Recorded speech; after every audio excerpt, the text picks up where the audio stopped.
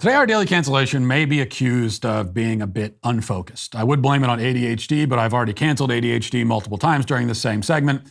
The problem is that I wanted to dedicate the cancellation to the worst examples of Democrat cringe heading into Election Day, but the cringe just kept piling up, one on top of another, creating a sort of leaning tower of cringe, a mountain, you might even say, a cringe volcano spewing hot liquid cringe all over the ground, sending particles of cringe into the air, threatening to blot out the sun and send us all into an eternal winter. So all I can do is go through this bit by bit now. I have no overarching eloquent point to make, but then again, if you wanted eloquent points, you wouldn't be watching the show to begin with. And so we just have to dive right in with this Get Out the Vote music video produced by a leftist pack called Midas Touch. You may recall from Greek mythology that King Midas turned everything he touched into gold. It's up to you whether this qualifies, but here it is.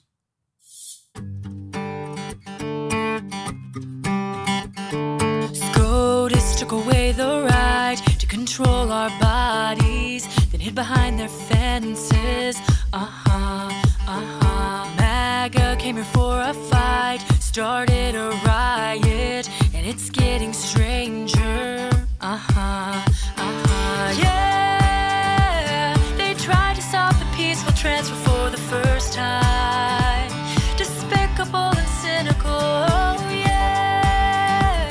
But we are coming up on an important deadline. It's time. You all know what to do. Gotta vote in 22.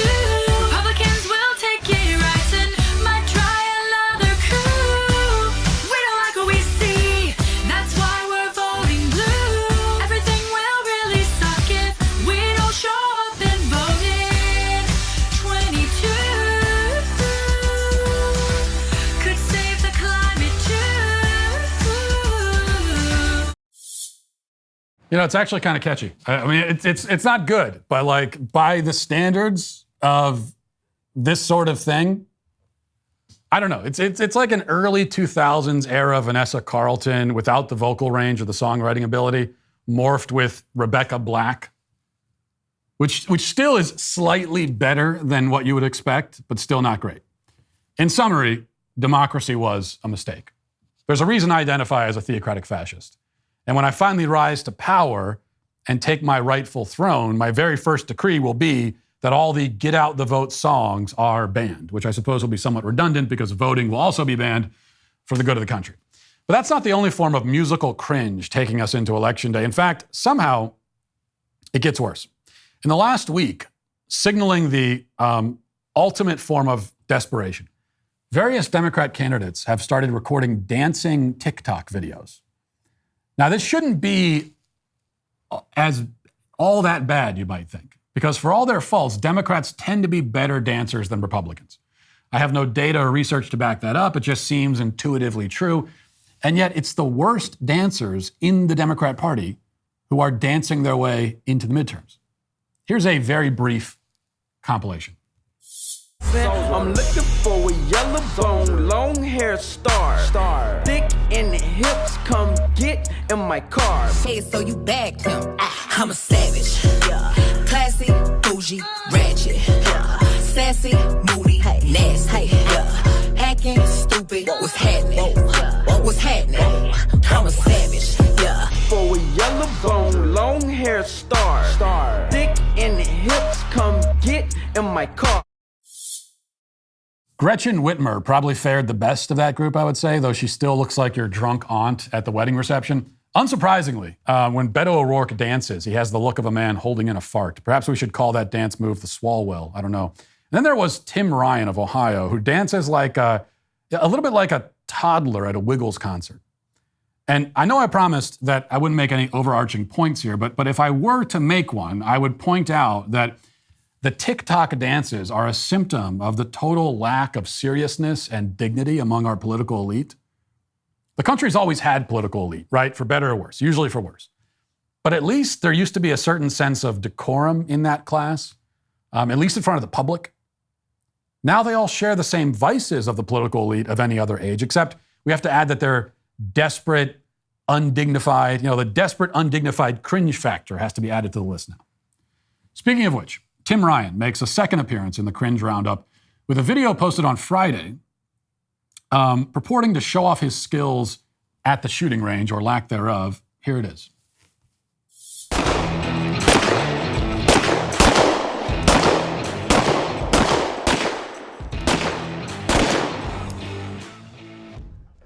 Not bad for a Democrat. Not bad for a Democrat, he says. Amazingly, however, it actually is bad, even for a Democrat. The bar is extremely low when it comes to Democrats and firearms. After all, these are the people known to confuse earplugs with rubber bullets. Yet, Tim Ryan has managed to get under a bar that would be buried in the earth if it was set any lower. So let's just take a look at a freeze frame to assess his form on this. So he's got his knees locked, head down, leaning back like he's anticipating recoil from like a 50 caliber machine gun. I taught my 9-year-old daughter how to shoot a BB gun, and her form was immediately better than this. In fact, if she had form this bad, she'd be grounded for a week for bringing shame to our family.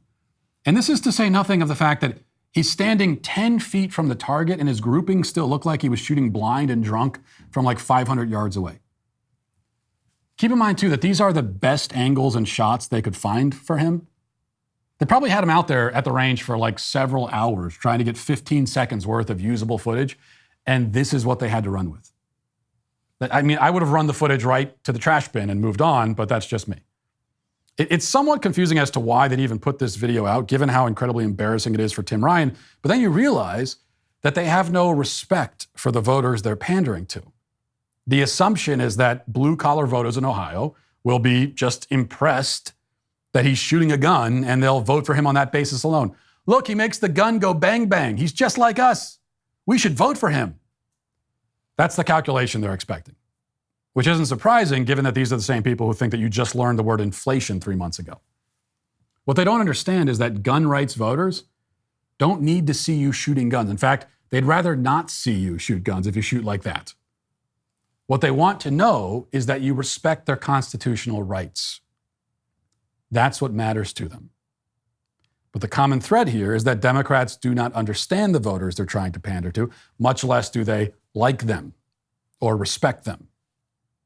And that's just another reason why they're going to lose tomorrow and why they are today canceled a day ahead of time.